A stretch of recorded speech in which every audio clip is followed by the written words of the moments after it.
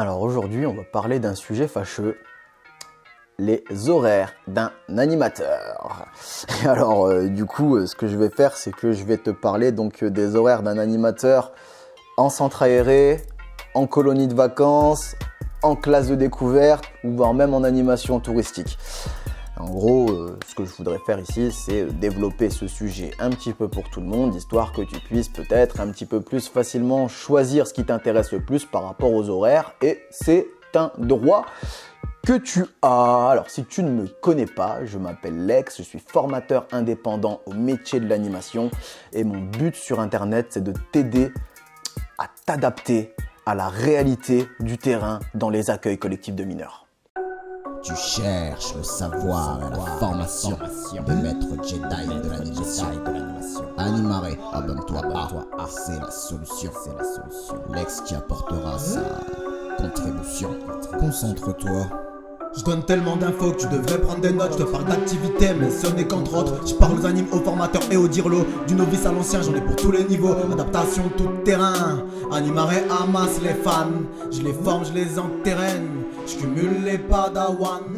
Sumo, fuis-moi, mais surtout forme-toi. Alors pourquoi est-ce que je tourne cette vidéo? Parce que j'ai fait le constat récemment que beaucoup de novices dans un type de structure, donc ça ne veut pas forcément dire novice dans l'animation, mais ça peut l'être aussi, mais novice dans un type de structure se retrouvent parfois étonnés des horaires qu'ils confrontent et ils ne s'attendaient pas forcément à ces horaires-là dans cette structure. Et du coup, comme moi je les connais un petit peu toutes d'expérience, j'ai plus de 150 séjours sur des colos, des centres aérés, des classes découvertes, hôtels, clubs, villages vacances, tour opérateurs, maisons de retraite, EHPAD, maisons de quartier, centres sociaux, un petit peu même animation événementielle et compagnie. Enfin bref, tout ça pour te dire que je connais pas mal le fonctionnement de tous ces différents types de structures.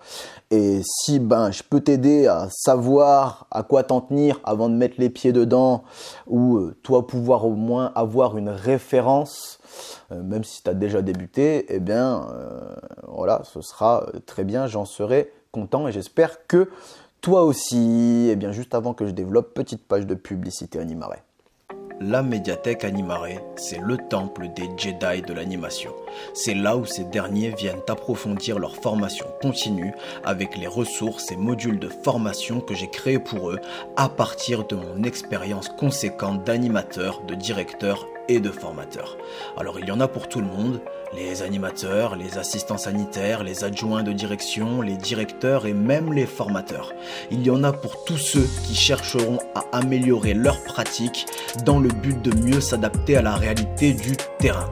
Afin que tu puisses accéder à mes contenus les plus aboutis et les plus qualitatifs de façon moins onéreuse, la médiathèque Animaré te propose chaque mois un de ces contenus à prix réduit pendant une semaine.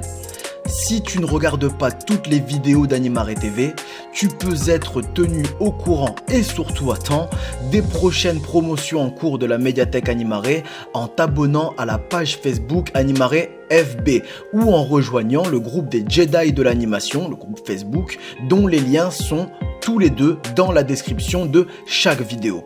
Félicitations aux Jedi qui se forment déjà au sein de la médiathèque Animaré. Bienvenue à ceux qui cliqueront sur le lien vers la médiathèque Animaré dans la description pour les rejoindre.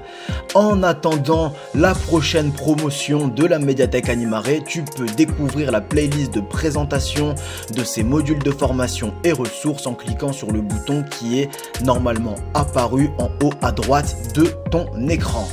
On se retrouve quand tu le souhaiteras au sein de la médiathèque Animaré pour poursuivre ta formation de Jedi de combat. Bon alors très simple, dans cette vidéo, je vais pas forcément m'étaler, argumenter, ergoter, je vais juste décrire ce qui se passe, voilà. Donc dans les centres aérés, centres aérés appelés plus officiellement les ALSH, accueil de loisirs sans hébergement. Et dans centres aérés, je mets tout, je mets les centres aérés classiques de la ville, mais tu as aussi les centres sociaux, les MJC, les maisons de quartier, en gros tout ce qui va faire où on n'a pas d'hébergement, on a l'accueil à la journée. Ok ? Eh bien, en général, tous les horaires que je vais donner ici sont des moyennes, d'accord ? J'ai fait plusieurs structures où c'était pas exactement les mêmes horaires d'une structure à l'autre, je donne juste des moyennes. Ok ? Donc, en centre aéré, en moyenne, ce qu'il faut te dire, c'est que tu vas faire une journée qui va être entre 8h et 19h. 8h du matin, 19h au soir. Et dans cette journée, elle comprend donc l'encadrement, donc c'est-à-dire la présence des jeunes sur site. Donc en général, l'encadrement en centre aéré, c'est 9h, 17h. Donc si je t'ai mis à partir de 8h, c'est parce que on peut parler de garderie aussi. Et en général, les garderies s'arrêtent avant 19h ou au maximum vers 19h, d'accord ? Et du coup, donc je te dis, ouais, tu as les temps d'encadrement, tu as les temps de garderie. Donc du coup, après, ce que tu as aussi, c'est que tu as les temps de réunion et de préparation. Donc réunion, en général, dans l'animation, tu as des réunions quotidiennement pour faire le point, un petit peu bilan de la journée. Donc c'est-à-dire comment ça s'est passé, qu'est-ce qui a été, qu'est-ce qui n'a pas été, qu'est-ce qu'il faut changer, améliorer, supprimer, etc.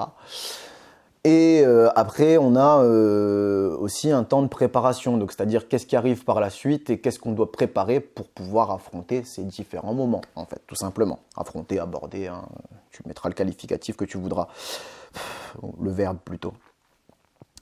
Donc oui, et puis ce sont des horaires approximatifs, ok ?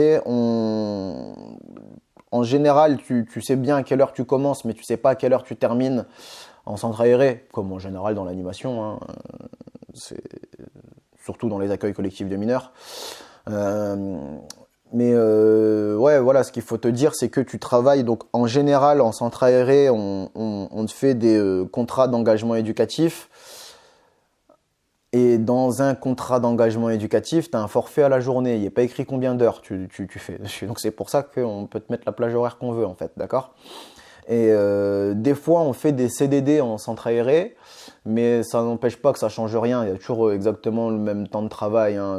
Et très souvent, en centre aéré, le temps du CDD est débordé. D'accord, parce que surtout par rapport au soir où tu as la réunion et la préparation, en général sur un CDD, il est écrit le temps de présence des jeunes. D'accord, donc, et puis il y a un moment, si on veut que ça tourne le lendemain, les réunions et les préparations, il faut les faire. Je ne dis pas que c'est le meilleur des systèmes, hein, c'est bien pour ça que moi, quand je dirige, je fonctionne totalement autrement. Et si tu veux découvrir comment, tu as mon modèle de projet pédagogique qui est là, hein, à ta disposition. Mais oui, c'est comme ça. Hein. Même en CDD, il n'est pas dit que tu finisses à l'heure qui est écrit sur ton contrat. Okay, donc ça, c'est un peu pour ce qui est des centres aérés. Pour ce qui est des colonies de vacances.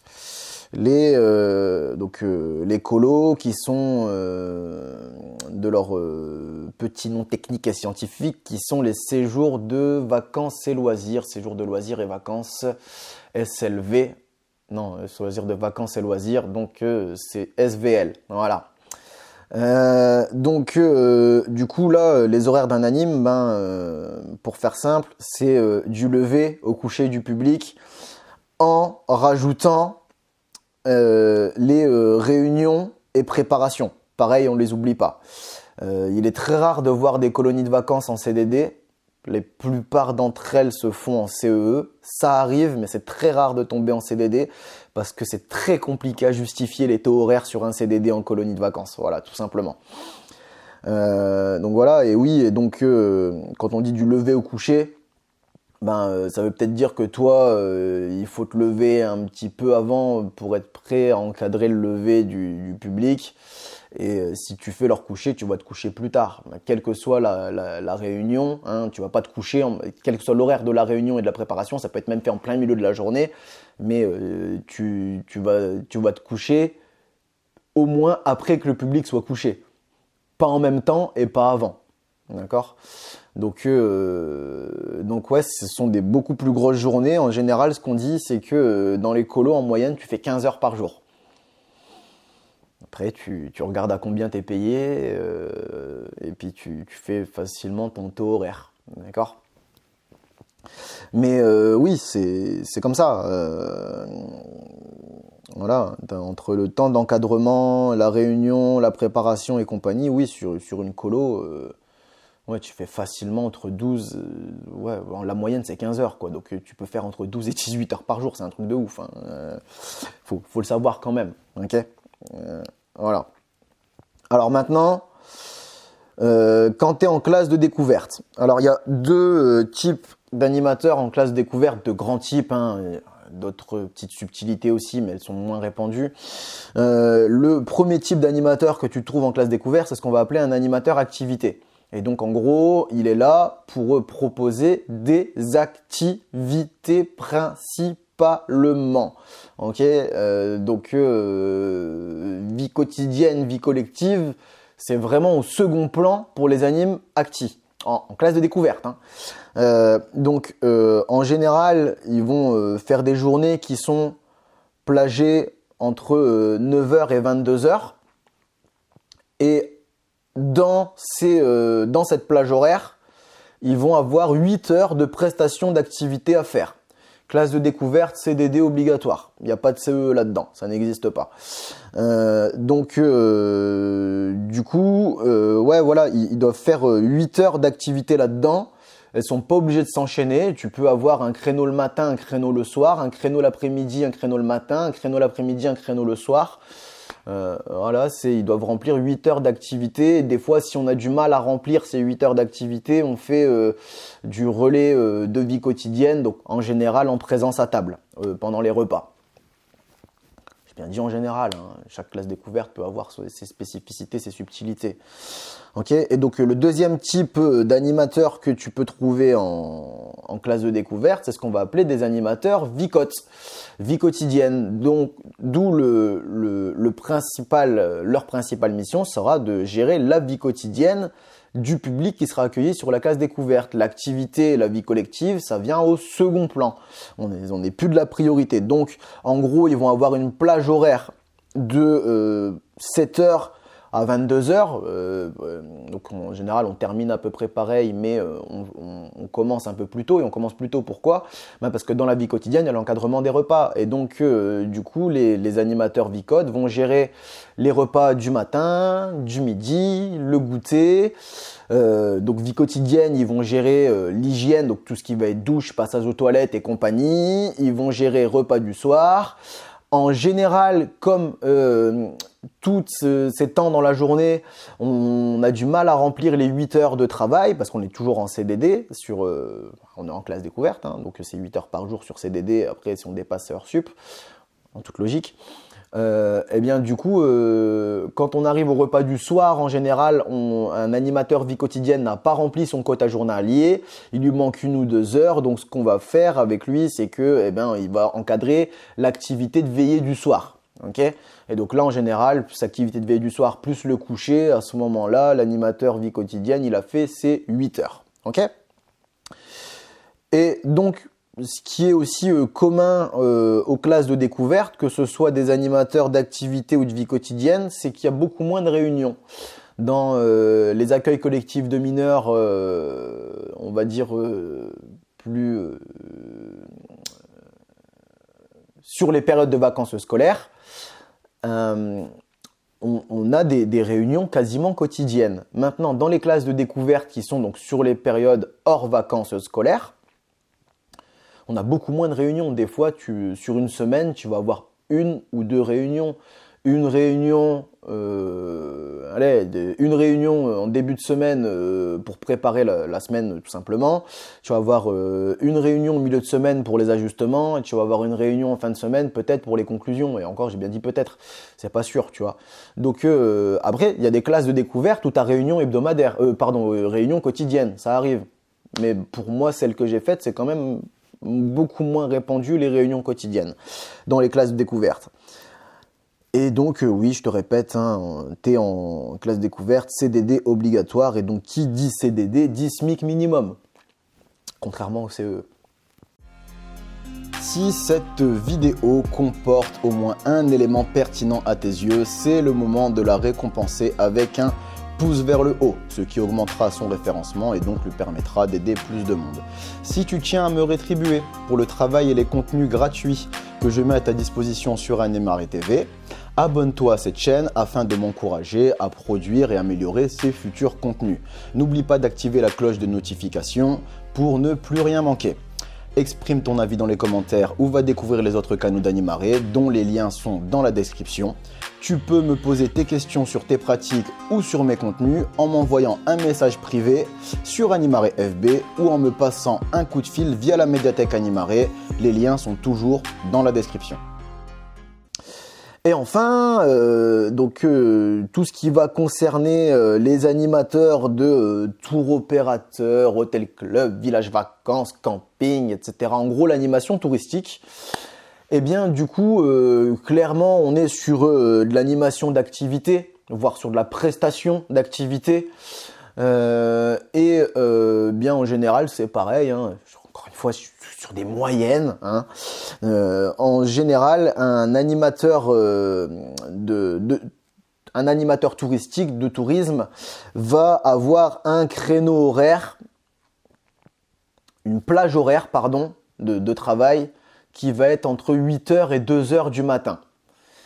C'est pas tous les jours 8h et c'est pas tous les jours 2h du matin. Pourquoi ? Parce qu'encore une fois, eux, ce qu'ils doivent faire dans ces créneaux-là, c'est remplir 8 heures de prestation d'activité, d'accord ? En tout cas, 8 heures de travail. C'est pas forcément 8 heures de prestation d'activité. Tu peux avoir de la prépa, tu peux avoir ce qu'on appelle de la convivialité, etc., etc. Enfin bref. Mais ce que je veux dire, c'est convivialité. Si t'es pas au courant, c'est d'aller tout simplement à la rencontre des vacanciers et juste discuter avec eux sans but profond, à part que de leur faire passer un bon moment et de montrer que l'équipe est présente et discuter avec eux. Enfin bref, ça peut être compté dans des heures de travail en animation touristique. Mais ce que je veux te dire, c'est que voilà, sur ton créneau de 8h à 22h, de 8h à 2h du matin, l'animateur touristique doit caler 8 heures d'activité. Donc il va peut-être avoir une journée où il va faire une sortie complète à la journée, et donc on va dire il va faire 10h, 19h. Et là, c'est réglé, il a fait ses 8 heures dans sa journée, il a même dépassé. Comme il peut avoir 2 heures le matin, 2 heures l'après-midi, 2 heures le soir. Et puis, donc là, du coup, il va lui manquer 2 heures. On va lui demander de faire 1 heure de préparation de diverses activités ou 1 heure de convivialité, tu vois, par exemple. Et donc, ces activités-là, par exemple, il se peut qu'un jour, je t'ai dit, il fasse vraiment une journée complète. Il se peut qu'un autre jour, il fasse une journée, comme je t'ai dit, un petit peu, où il va avoir des tranches un petit peu étalées un peu partout. Comme il se peut qu'il fasse une journée où, par exemple, il va travailler, il va faire 3 heures le matin, il va faire 2 heures en plein milieu d'après-midi et il va reprendre 3 heures pour animer la soirée festive de la semaine et de 23h à 2h du matin, par exemple. Donc c'est une plage qui est grande, mais dedans on fait 8 heures, ok ? Donc il y a des coupures et tout, bref, après tu peux avoir les heures sup, etc., etc. Mais voilà, en gros, je viens de te décrire ici donc les journées horaires des différents animateurs, des différents types d'animation. Donc animation d'accueil collectif de mineurs sans hébergement, accueil collectif de mineurs avec hébergement, les classes de découverte et l'animation touristique. Eh bien, je t'ai un petit peu expliqué les différents horaires que tu vas rencontrer dans ces différents types d'animation pour que toi, maintenant, tu puisses peut-être un petit peu mieux savoir vers quoi tu veux t'orienter ou alors peut-être avoir des références sur lesquelles te baser pour savoir si tu travailles dans des conditions qui sont normales, classiques ou pas. Voilà. Eh bien, écoute, moi, j'ai terminé cette vidéo. Et donc, elle s'inscrit, celle-ci, dans une playlist qui est basée donc, sur les fondamentaux de l'animation. Ce qui, je pense que c'est clair un petit peu dans cette vidéo. Hein, mais donc, ce qui va être les bases communes, quel que soit un petit peu le séjour ou la pédagogie qui va être mise en place sur le séjour sur lequel tu vas être engagé. Les fondamentaux de l'animation, c'est vraiment ce qui est commun partout. Et bien donc du coup cette playlist est à ta disposition, elle se trouve ici. Voilà, eh bien moi j'ai terminé donc cette vidéo. On se retrouve dans la prochaine. D'ici là, force à toi. Animaré, La force est de notre côté. passe-moi un coup de fil si tu veux mon avis sur tes pratiques. C'est en lien dans la description, comme pour ma boutique. Passe-moi un coup de fil si tu veux mon avis sur tes pratiques. C'est en lien dans la description, comme pour ma boutique. Animer c'est donner vie, oui, mais c'est pas suffisant. Éduquer et émanciper doivent être aussi dedans. Animer c'est donner vie, oui, mais c'est pas suffisant. Éduquer et émanciper doivent être aussi dedans. Animer.